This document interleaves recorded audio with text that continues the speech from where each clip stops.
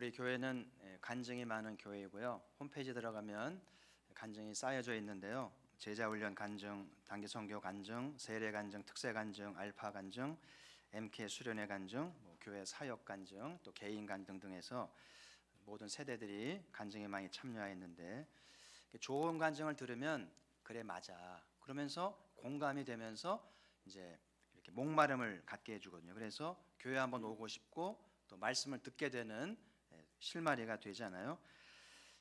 내일부터 또 특세가 시작이 되는데 어떤 이야기거리가 만들어질지 이 간증의 주인공들이 되시길 바라고, 기독교가 좋은 거는 팔자를 바꾼다는 거예요.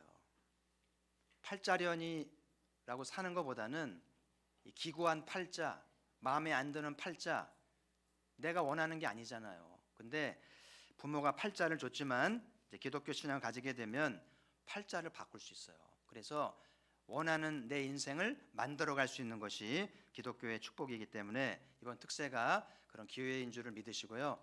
또 특세 한 해 지나치지 마시고 나를 위한 특세야, 나 팔자 한번 바꿔볼 거야, 은혜를 받을 거야, 그런 마음의 다짐이 있기를 소망합니다.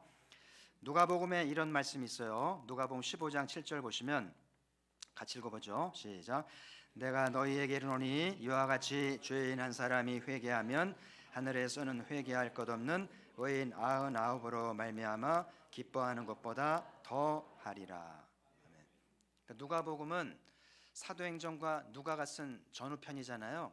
그러니까 전편에 누가가 예수님의 세 가지 비유로 이렇게 말씀하는 중에 이 말씀을 주신 것은 무슨 뜻이 있을까 생각해 보니까, 여기 죄인 한 사람이 회개하면 그랬는데 이 죄인 한 사람이 회개한 것이 의인 9명보다 더 기쁠 만한 한 사람이라고 그러잖아요. 그래서 누가가 염두에 둔 그 죄인 한 사람은 누굴까 생각해 보니까 오늘 이야기하려고 하는 사울 이야기 같은 거예요.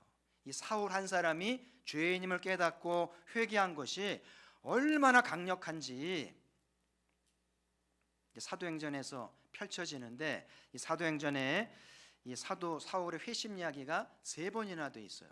한번 오늘 읽은 말씀은 누가가 전해주는 말씀이고, 22장, 26장은 사도 당신이 직접 간증하는 내용으로 3번이나 반복되어 있다는 것은 그만큼 정말 강력하고 결정적인 이야기라는 것을 증명하지 않겠어요?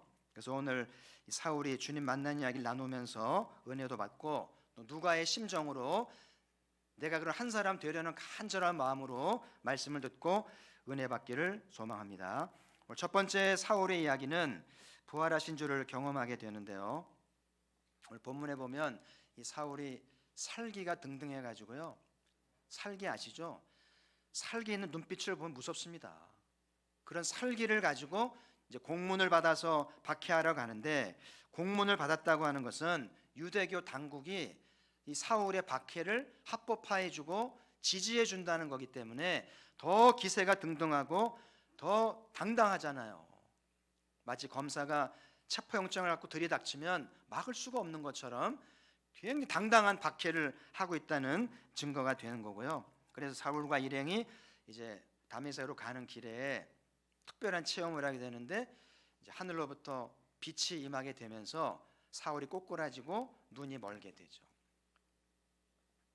이게 정오쯤 된 시간인데 햇빛이 아니고 하나님의 임재로 말미암는 특별한 빛을 경험하게 되는 것인데, 그리고 소리가 들리는데요. 사울아 사울아 내가 어찌하여 나를 박해하느냐. 그러니까 사울이 주여 니시니까 내가 박해하는 예수라.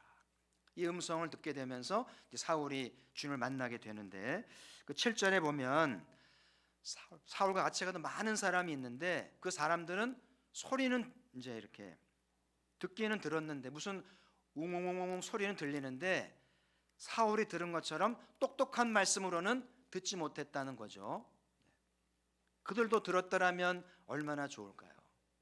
하나님 말씀은 아무나 듣는 것 같지는 않고 아무에게나 들리는 것 같지는 않고 준비된 사람, 선택된 사람에게만 들리는가 보구나. 그래서 오늘 이 사울의 회심 장면을 많은 화가들이 묘사를 했는데, 제가 제일 좋아하는 그림은 이제 브리겔의 작품인데 16세기의 종교개혁 시대의 화가인데요. 저 배경은 다메섹이 아니고 알프스를 배경으로 해서 그렸다고 그러는데, 그림을 가만히 보면 사울이 어디 있나요? 저기 중간쯤에 파란색이 보이나요? 그 파란색 옷 입은 사람이 사울이라고 그러는데, 보면은 같이 가던 사람이 놀라는 기색이나 당황하는 모습이 아니잖아요. 그냥 태평한 일상이잖아요. 그렇죠? 이 브리겔이 이 작품에 주는 메시지가 뭐냐면, 보통 사람에게는 그냥 일상이고 그냥 아무 일이 없었는데 사울에게는 결정적이고 아주 강력한 변화의 시간이 되었다는 것을 메시지하는 거기 때문에 이 그림을 잘 읽으면 메시지가 나오는 거죠. 이 사울이 예수님을 만나게 되는, 왜 예수님이 직접 이렇게 만나셨을까요? 저도 예수님 직접 만나지 않아요. 우리 가포교회 직접 예수님 만난 사람은 없잖아요. 보통 사자들을 통해서 어떤 계기로 만나게 되는데, 왜 예수님이 이 사울은 특별히 직접 만나 주신 것일까? 한 가지는 잡멸하려고 하잖아요. 이 사울의 성격이 끝장을 보거든요. 그냥 평범한 사람이야. 뭘 했으면 끝장을 보는 사람이기 때문에 빨리 만나지 않으면 기독교가 씨가 마르기 때문에 서둘러서 만나셨다고 봐야 되겠죠. 또 한 가지는 이 사울을 통해서 하나님이 하시려는 일이 있었다고 봐야 될 텐데, 여기 좀 문제가 있어요. 1장에서 나눈 것처럼 유다가 떠났기 때문에 열둘 완전수에 이제 가입하기 위해서 mattia를 세워서 완전수가 됐잖아요. 근데 이 사울이 또 들어오면 13명이 되니까 완전수가 아니니까 문제가 있거든요. 예수님이 무리수를 두신 거예요. 그래서 초대교회 두고두고 논쟁거리가 됩니다. 그리고 13장에 가면 야고보가 순교하죠. 또 한 자리가 비기 때문에 그때를 위해서 사도를 넣었나? 그럴 수도 있는데 너무 서둘렀잖아요. 그리고 1장에서 베드로가 고백한 대로 사도가 되려면 사도의 자격은 주님과 3년 동안 내내 다닌 자여야 되는데 사울은 그러지 않잖아요.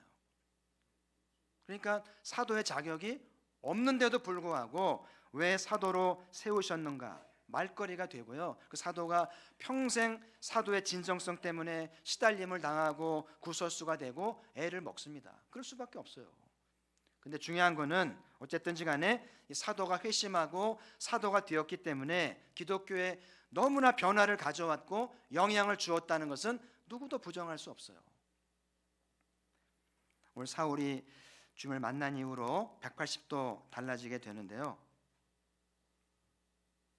유대교에서 기독교로, 박해자에서 복음 전하는 자로, 그리고 유대교에 있을 때는 자기는 의로운 자였는데 예수님 만나고 이후에는 자기는 죄인의 괴수가 됩니다. 전에는 가말리엘 문화의 수학한 것이 자랑이었고, 로마 시민권자의 자랑이었고, 바리새인 중에 바리새인이 자랑이었고, 베냐민 출신이 자랑이었는데 이제는 그게 다 쓸모가 없는 걸 알았어요. 그리고 예수 그리스도만 자랑합니다. 할렐루야. 여러분 예수님 만나셨어요? 얼마나 달라졌어요? 90도예요? 180도예요? 제자리입니까? 여러분 예수님을 믿는다는 것은 또 하나의 종교, 뭐 불교, 유교, 또 하나의 종교가 아니고요, 또 하나의 신념을 넣는 것도 아니고 하나의 방식을 얘기하는 것 아니에요. 예수를 믿는다는 것은 내 삶의 중심으로 모시고 그분께 순종하는 걸 말하는 건데, 예수님을 만나셨어요? 지금 예수님이 내 삶을 다스리고 계신가?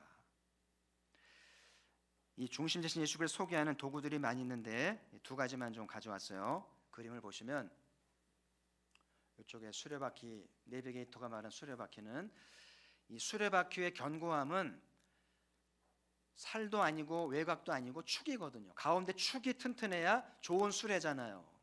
그래서 그 축이 바로 예수 그리스도가 중심이 돼야 건강한 수레, 건강한 삶이 된다고 하는 것인데, 그리고 이쪽은 물때 공간 1:1 키잖아요. 저 작은 키가 배를 몰아서 항구로 인도해 주잖아요.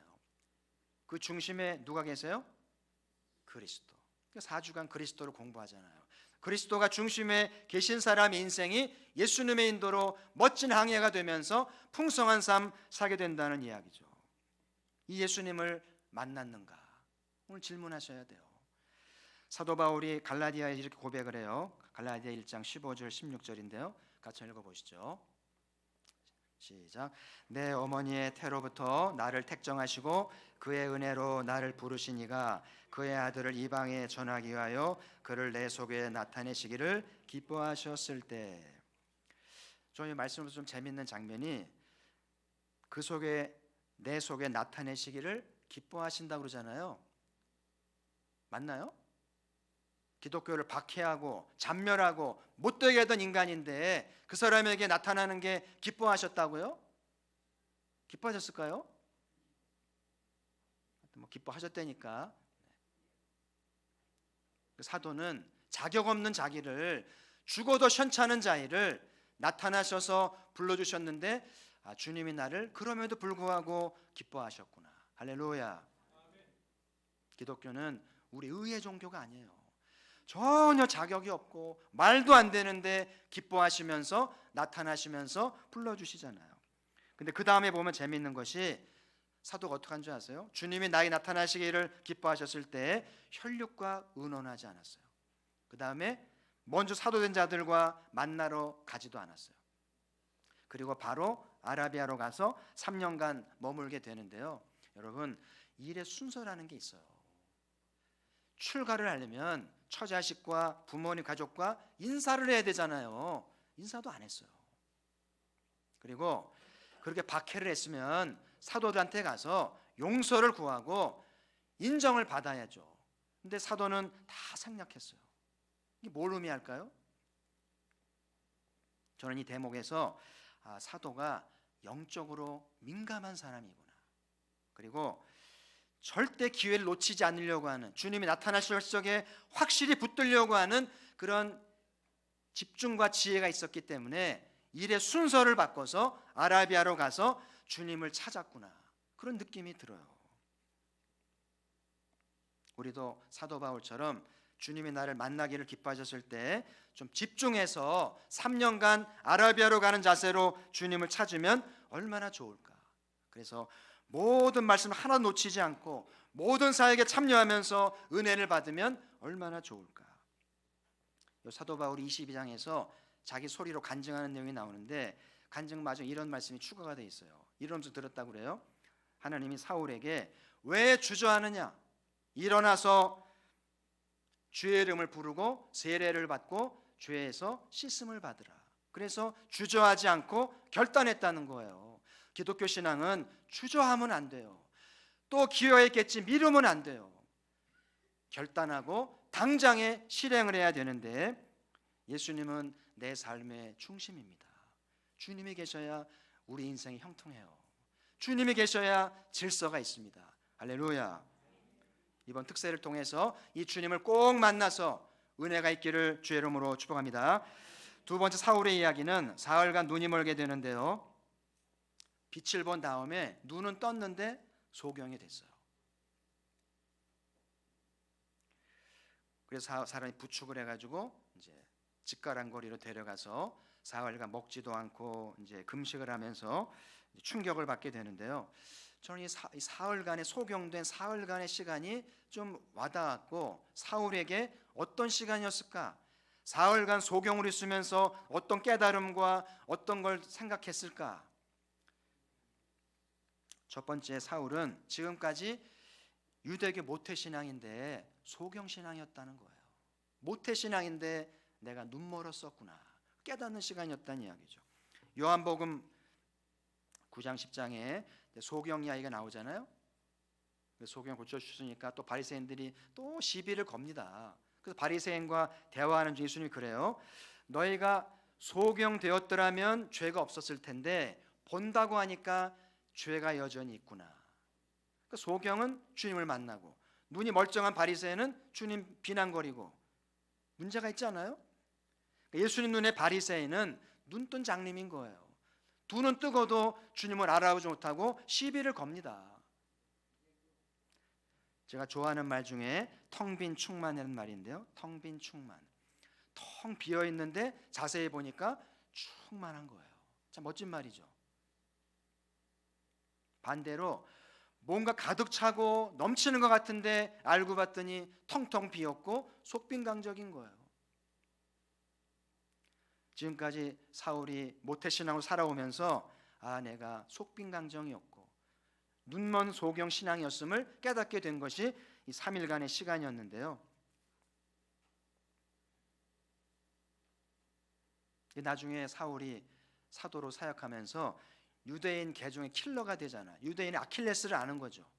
그러면서 많은 유대인들 개종하게 되는 것도 우연이라는 생각이 들어요. 두 번째, 사울에게 사흘은 두려움의 시간이었는데요. 눈이 멀었잖아요. 뜬다는 보장이 없습니다. 평생 소경으로 살지도 몰라요. 드는 생각이 기독교를 이렇게 박해하더니 벌을 받는구나. 누구나 이런 생각이 들죠. 박해하지 않았더라면 소경이 안 됐을 텐데 왜 박해를 해가지고 소경이 됐을까? 그 죄책감 때문에 두려움이 엄습을 합니다. 예수님이 왜 나를 박해하느냐? 그 말을 들었으니까 얼마나 민망해요. 여러분, 유대인들은 하나님을 두려워합니다. 구약 성경 보세요. 하나님 무섭습니다. 개인이건 집안이건 도시건 나라건 하루아침에 없어집니다. 흔적도 없이 사라집니다. 유대인들은 오랜 세월 동안 하나님을 두려워합니다. 하나님 무서운 분이거든요. 그러니까 더 두려움이 있는 거죠. 나름대로 잘 믿는다고 생각을 했는데 소경이 되고 보니까 하나님의 진노를 산 거예요. 어떻게 하면 좋겠어요? 또니에가 죄책감 권해라는 책에서 잘못된 죄책감을 지적한 바가 있는데요. 문장을 보시면 그리스도인들은 죄에서 해방되었음에도 죄책감을 가지고 살고 있고 믿지 않는 사람들은 죄 가운데 있음에도 죄책감 없이 잘 살고 있습니다. 여러분, 오늘도 우리가 죄 고백하고 죄 용서 말씀을 받았는데 예수의 보혈로 용서 받으셨죠? 모든 죄책감으로부터 모든 지난 잘못으로부터 해방된 줄 믿습니다. 잘못된 죄책감을 갖지 마세요. 용서되었습니다. 마귀가 정죄할지라도 정죄받지 말고 자유하시길 바라요. 이 죄책감 때문에 질병이 유발되고 관계가 아픔이 있고 삶의 문제가 많아요. 근데 세상 사람들은 십자가를 모르면서도 죄책감 없이 살아요. 잘못된 거죠. 세상 사람들은 좀 창피한 걸 알고 잘못된 걸 알고 죄책감 받아야 돼요. 책망 받아야 됩니다. 죄값 지불해야 돼요. 너무나 뻔뻔하잖아요. 이런 아이러니한 세상에 살고 있습니다. 우리가 먼저 모든 죄책감으로부터 해방을 받고 불신자들의 영혼을 구원해야 되기를 주의 이름으로 축복합니다. 헬렌 켈러가 평생 소경으로 살면서 그런 에세이를 썼잖아요. 3일간만 볼 수 있다면 하나님 3일만 보게 해주시면 얼마나 좋을지. 근데 못 봤거든요. 어쩌면 사울도 소경이 되면서 눈을 떠주시면 평생 시키는 대로 살겠다고 서원하지 않았을까. 그럴 가능성이 많아요. 그래서 하나님이 눈을 뜨게 해주시잖아요.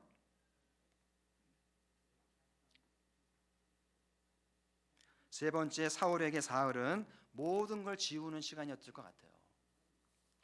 인터넷 하다 보면은요, 설교 열심히 치고 있었는데요, 뭘 잘못 터치가 됐는지 싹 사라지는 거 있죠. 얼마나 황당하니. 처음부터 다시 해야 되잖아요. 폰도 잘못 작동하면요, 전화번호 다 날라가고요, 카톡 내용 다 날라가고요. 황당합니다. 어려운 시대에 살고 있어요. 사울이 3일간 소경이 되면서 지난날에 모태신앙으로 나름대로 인정받고 잘 믿어온 것이 다 지워진 거예요. 이제부터 다시 해야 되는 거예요. 성경 다시 읽어야 돼요. 그리고 하나님 다시 만나야 됩니다. 메시아 다시 만나야 돼요. 어쩌면 저는 소경된 게 잘 된지도 모르겠어요. 그렇죠? 소경이 안 됐더라면 눈은 멀쩡하지만 얼마나 비극이었을까요? 때로는 하나님이 다 가져가실 때가 있어요. 어렵게 모은 돈 다 가져갑니다. 어렵게 얻은 자리 순간적으로 날아갑니다. 사랑했던 사람 데려갑니다. 귀하게 여기던 것 다 가져갑니다. 그러면서 우리 인생을 흑암으로 만들어버려요. 왜 하나님은 그러시는 걸까요? 왜 하나님은 아끼던 것, 귀한 것을 다 가져가시면서 흑암의 시간, 아픔의 시간을 주시는 것일까요? 저도 잘 모르겠어요. 제가 할 수 있는 말은 하나님의 뜻을 다 알 수 없다는 사실이고, 우리가 할 일은 받아들이는 수밖에 없어요. 받아들일 때 길이 열립니다. 할렐루야. 많은 사람이 받아들이지 않기 때문에 길이 열리지가 않아요. 어떡하겠어요? 하나님이 하셨는데 받아들여야 돼요. 긍정할 때 길이 열립니다. 보세요. 밤이 깊은 새벽이 오잖아요. 칠흑 같습니다. 아침이 온다는 거예요. 아침은 옵니다. 터널이 아무리 길어도 끝은 있잖아요. 하나님이 다 가져가셨지만 다시 길을 여십니다. 이번 특세가 그런 기회가 되기를 주의 이름으로 축복합니다. 사울이 3일 만에 기적적으로 눈을 뜨잖아요. 그런 특세가 되었으면 좋겠어요. 자, 세 번째 사울의 이야기는 성령을 체험하게 되는데요. 이 부활한 주님을 배웠다는 사건 자체가 사울이 성령 세례를 받은 거예요. 성령 세례를 왜 받냐면은 거듭나기 위한 거거든요.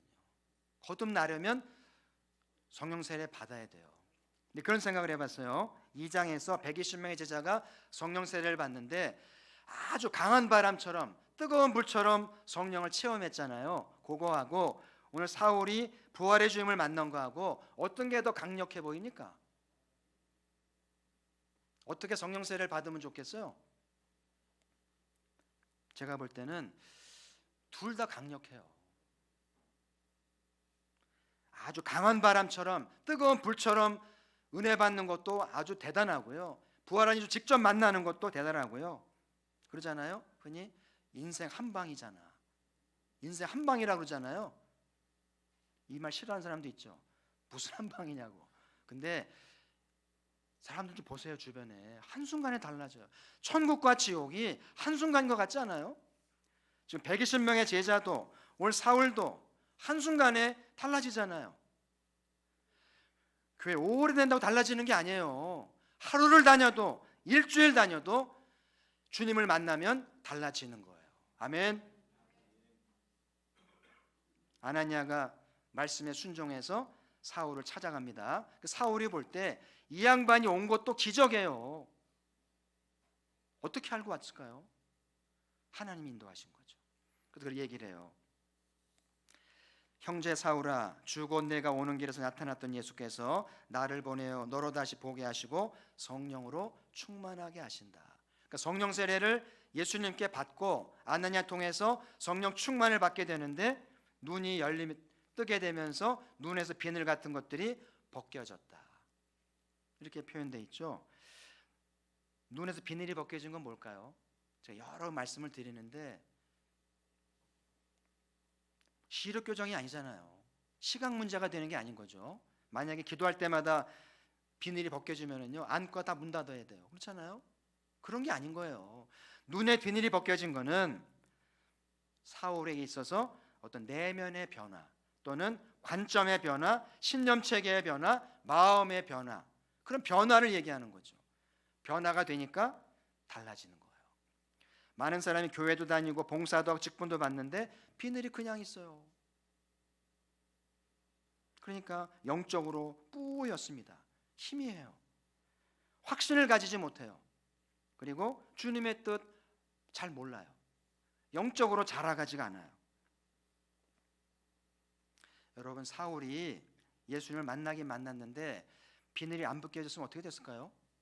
박해는 안 하겠죠. 교회는 다니겠죠. 그러나 유대교식으로 믿었고 자기식으로 믿었고, 그렇죠? 사도의 역할을 할 수 있었을까요? 눈에 비늘이 벗겨지기 얼마나 놀랍고 귀한 일인지 몰라요. 지난주에 사마리아 도시에 무슨 바람이 불었다고요? 무슨 바람? 성령의 바람이 불었어요. 과연 우리 마산시에도 바람이 불까요? 우리 가포교회도, 우리의 삶에도, 우리 집안에도 이 바람이 불어올까요? 불어야 돼요. 불어와야 눈에 비늘이 벗겨져야 밝히 보고 밝히 알고 깨달아져요. 오늘 예배 끝났는데 어떤 분이 문자를 보내왔어요. 그 말씀을 보내왔던데 보아도 보지 못하고 들어도 듣지 못하고 마음으로 깨닫지 못하고 두 눈을 멀쩡한데 보지를 못해요. 귀는 멀쩡한 듣지를 못해요. 마음은 멀쩡한데 깨달음이 없습니다. 이게 하나님의 저주인데 이번 특세에 눈이 열리고 귀가 열리고 마음이 열리기를 바랍니다. 문자가 왔어요. 할렐루야. 제 눈이 안경이라고 그러잖아요. 제 눈이 안경이죠. 안경이 파란색이면 세상은 파란색으로 보이고, 빨간색이면 빨간색으로 보이고, 기독교를 자기식으로 믿는 거예요. 그렇지 않아요. 성령의 바람이 불어와서 내 눈의 비늘이 벗겨져야 밝히 보고 밝히 듣고 밝히 깨닫게 될 줄 주의 이름으로 축복합니다. 한스킨 교수가 교회란 무엇인가, 제가 아끼는 책 중에 하나고요. 수시로 들여다보는 책이에요. 작은 책인데 가지고 있을 만한 명저입니다. 비록 카톨릭 교수가 썼지만 정말 중요한 책이고요. 성령을 소개하면 이런 대목이 나와요. 한번 제가 따와봤는데요. 성령의 바람은 불어야 할 때 부는 것이 아니라 불고 싶을 때 분다는 것은 교회 안에서도 항상 진실이다. 성령님 바람 부세요라고 부는 게 아니에요. 성령님이 원해야 불고 싶을 때 부니까. 교회는 성령에게 명령하고 성령을 규제해서는 안 된다. 오소서라고 기도하고 청혼할 수 있을 뿐이다. 그러면서 유명한 라틴어를 써놨어요. 베니 상크테 스피리투스. 한번 따라해 보실까요? 베니 상크테 스피리투스. 기도하실 때 한글말로 하지 말고 요거는 좀 라틴어로 좀 수준 있게 뭐라고요? 베니 상크테 스피리투스. 이 베니는 옷이라는 말이고요. 상크테는 거룩하다는, 스피리투스는 영이잖아요. 그래서 성령님 오시라고. 성령님 약속대로 오셔서 새바람 부시고 비늘 벗겨 주셔서 충만케 하시기를 소망합니다. 성령은 교회의 영이 아니에요. 교회 마음대로 할 수 있는 영이 아닙니다. 성령은 그리스도의 영, 그리고 자유하신 분이에요. 원하실 때 뜻대로 인도하시는데, 그래서 한숙행 교수가 가톨릭 교회가 성령을 제대로 알았으면 중세 교회가 달랐을 것이다. 너무 유명한 말이에요. 오늘 가포교회가 성령을 순종하고 잘 따르는, 성령의 바람이 불게 하는 성령의 공동체 되기를 주의 이름으로 축복합니다. 그래서 눈에 비늘이 벗겨져서 주님을 밝히 보고 주님을 잘 섬기는 은혜가 있기를 축복합니다. 오늘 4월의 회심 이야기가 초대교회의 변화를 가져오고요, 아시아와 유럽의 지도를 바꿨어요. 한 사람의 회심이 이렇게 놀라운 거예요. 이제 4월의 회심으로 성령께서 초대교회 사역의 축을 바꿉니다. 지금까지는 120명의 제자를 중심으로 12사들 중심으로 예루살렘 중심으로 일하셨는데, 이제는 4월의 회심으로 축을 바꾸고요, 그리고 안디옥 교회를 중심으로 이제는 유럽과 아시아를 면서 이방의 시대를 여시잖아요. 저 여러분 한 사람 한 사람이 얼마나 소중한지 몰라요. 자기를 값싸게 여기지 마세요. 하찮게 여기지 말고 얼마나 소중한지 몰라요. 이번 특세 때 이 주님을 꼭 만났으면 좋겠어요. 사모하는 자에게 만나주실 줄 믿습니다. 성도 여러분, 서두르지 마시고요, 불안해하지도 마시고요, 귀가 얇아가지고 흔들리지도 마세요. 사울이 3일간 아무것도 못했잖아요. 눈이 멀었기 때문에. 며칠간 눈이 좀 멀었으면 좋겠어요. 직장도 못 가고 학교도 못 가고. 우리에게 시간이 필요해요. 시간을 내서 우리 눈에 비늘이 벗겨져야 돼요. 뭘 해야 할지 주님이 가르쳐 주셔야 돼요. 서두른다고 비늘 벗겨지는 거 아니고요, 뭘 할지도 모르는 채 방황하면 시간 낭비하거든요. 시간을 내서 비늘이 벗겨져야 주님을 밝히 보게 되고 뭘 해야 할지를 알게 되면 늦지 않아요. 성도 여러분, 앉아서 기다려야 돼요. 저는 가포교회가 적당한 신앙으로 적당히 교회 다니면서 세상과 타협하며 살기보다는 좀 확실한 신앙으로 세상을 이기고 변혁하는 참 공동체 되기를 주의 이름으로 축복합니다. 하나님 아버지, 이야기